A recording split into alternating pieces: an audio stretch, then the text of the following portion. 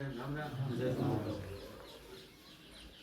તમામ વડીલો અને યુવાન દોસ્તો, આપ સૌને મારા વંદન સાથે અભિનંદન કે આપણા જે કંઈ નાના મોટા મન દુઃખો હોય અને આગળ જતા ઘણા વિકરાળ સ્વરૂપો ધારણ કરતા હોય છે, પણ હું આપ સૌને અભિનંદન એટલા માટે આપું છું કે આપે આમાં એગ્રી થયા. ઘણા પ્રસંગો એવા બને છે, સમાધાનના આપણે ઘણા બધા પ્રયત્નો કરીએ છીએ, પણ આપણા ઈગો હર્ટ થતું હોય એટલે એ પડી ભાંગે છે, અગર તો અટકી જાય છે. છતાં બને ત્યાં સુધી આપણે બધા પ્રયત્નો કરીએ છીએ અને જે સમજુ માણસો છે અને એના તરફથી આપણને સહકાર મળે છે, એટલે આજે આપણે સફળતાના તો સુધી આપણે પૂગીએ ગયા. અને આ નાની નાની બાબતોમાં ક્યારેક મોટું રૂપ પણ ધારણ થઈ જાય એનું કાંઈ નક્કી રહેતું નથી.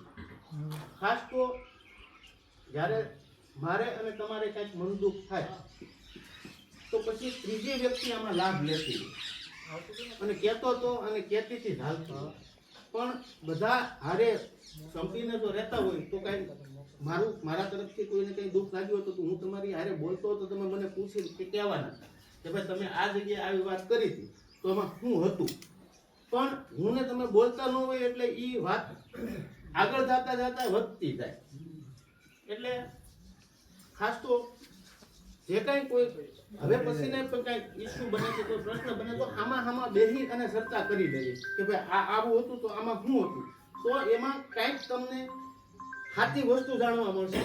અને ક્યારેક તો પ્રદીપભાઈ ખાવ ખોટી વાતો પણ હાલતી હોય અને કાંઈ લેવા દેવા વગરનું કોઈ એવો માણસ સમજવા વાળાને કાંઈક ફેર હોય, ક્યારેક કોઈ સમજાવવા વાળામાં પણ ફેર હોય કે જે હકીકત તમે જે પોઝિટિવ લેવાના છો એ માણસનો નેગેટિવ જ એનો માઇન્ડ આવતો હોય તો નેગેટિવ વાત કરવાનો છે, નેગેટિવ વાત કરવાનો છે એટલે એ વિવાદ વધવાનો છે.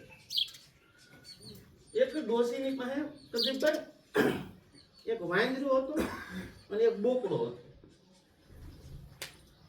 તો ડોશી બહાર જાય ને એટલે વાંદરો માખણ લઈ લે, માખણ ખાઈ જાય અને પછી માખણ સોંપડી દે બકરાને મોઢે.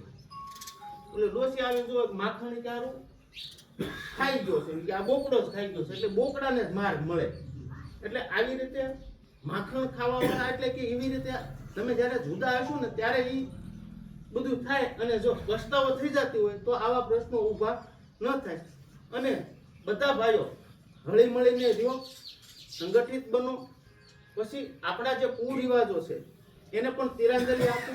આપણે ઘણા બધા પ્રયત્નો કર્યા છે અને એ પ્રયત્નોમાં આપણે 80% સફળ થયા છીએ. જે સામાજિક આપણે સુરત દેવળમાં ઘણા બધા સુધારાઓ કર્યા, એ અમુક ગામમાં 100% એના અમલ થાય છે, અમુક ગામમાં નથી થતા.